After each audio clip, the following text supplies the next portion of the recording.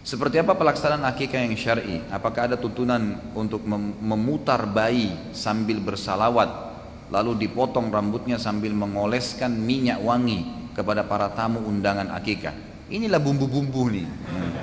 Banyak sekali bumbunya gitu kan. Akikah dalam Islam adalah hadis Bukhari.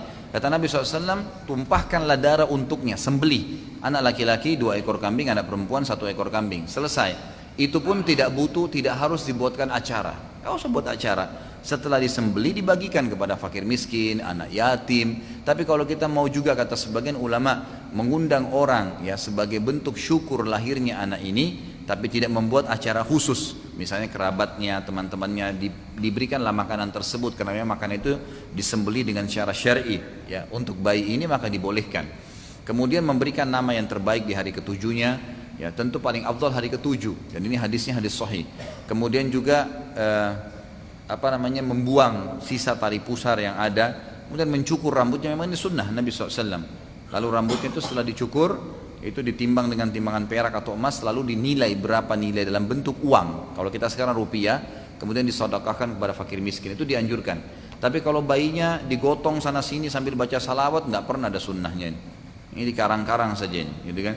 Juga termasuk mengoleskan minyak wangi kepada para tamu, ini juga tidak pernah ada disebutkan seperti itu. Yang ada adalah di zaman Nabi SAW, kayak tadi kasus Abdullah bin Zubair lahir, dibawa kepada Nabi SAW, lalu Nabi SAW mentahnik, lalu orang tuanya bawa pulang, disembelihkan nama, disembelihkan hewan, diberikan nama, sudah selesai. Tidak pernah ada riwayat menyebutkan para sahabat diundang khusus oleh Asma binti Abi Bakar dan suaminya Zubair bin Awam untuk memanggil kaum muslimin di Madinah. Dan belum pernah memang ada satupun riwayat yang menjelaskan para sahabat saling mengundang pada saat akikah anaknya ataupun khitanan tadi. Nggak ada sama sekali.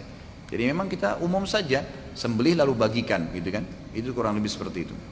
Nah, tahnik itu kurma yang dihancurkan, dikunyah oleh orang soleh. Ayahnya boleh, ibunya boleh, atau satu orang soleh. Seperti masyarakat Madinah ya, pada saat mereka kedatangan atau kelahiran anak, maka mereka pertama sekali begitu lahir dibawa kepada Nabi SAW, dan tradisi Nabi SAW mentahnik mereka. Di antaranya kisah sahih hadis Bukhari tentang Abdullah ibn Zubair radhiyallahu anhuma, gitu kan? Anak sahabat Nabi yang mulia Zubair bin Awam yang dijamin masuk surga. Anaknya itu ibunya Asma binti Abi Bakar. Jadi ini cucunya Abu Bakar, Abdullah bin Zubair yang terkenal radhiyallahu anhum ajma'in. Jadi beliau waktu lahir dibawa, gitu kan? Sempat tersebar isu di Madinah. Ya, setelah hijrah Nabi SAW ke Madinah, selama 4 bulan gak ada anak laki-laki yang lahir. Setiap ada wanita Islam melahirkan pasti perempuan. 4 bulan, setiap hari ada orang melahirkan.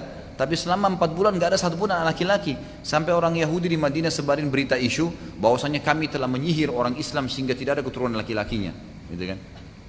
Setelah 4 bulan datanglah, hijrahlah dari Mekah Asma binti Abi Bakar radhiyallahu anhum ajma'in dengan suaminya Zubair bin Awam, yang terkenal salah satu dari 10 jamiah masuk surga. Hijrah sementara beliau hamil, pas tiba di Madinah melahirkan, dan anaknya laki-laki, Abdullah diberikan nama. Itulah Abdullah bin Zubair, maka diberikan julukan Abdullah bin Zubair adalah anak pertama laki-laki lahir setelah hijrah Nabi SAW. Maka ini akhirnya menepis isu orang-orang Yahudi yang mengatakan telah menyihir kaum muslimin, kebohongan gitu kan. Lalu dibawalah kepada Nabi SAW, lalu Nabi SAW mentahniknya, mengunyah kurma sampai halus dan menempelkan di langit-langit. Tentu ini sedikit saja ya. Nah, anak bayi itu masih kecil ya, kerongkongannya. Jangan satu butir kurma semua, kesian ya.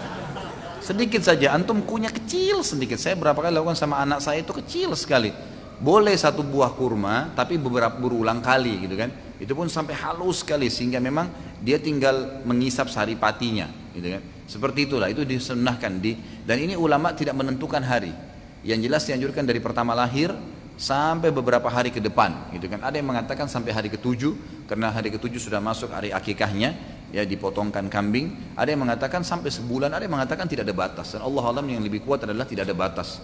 Dan ini menandakan juga makan kurma adalah hal yang dianjurkan di dalam agama kita.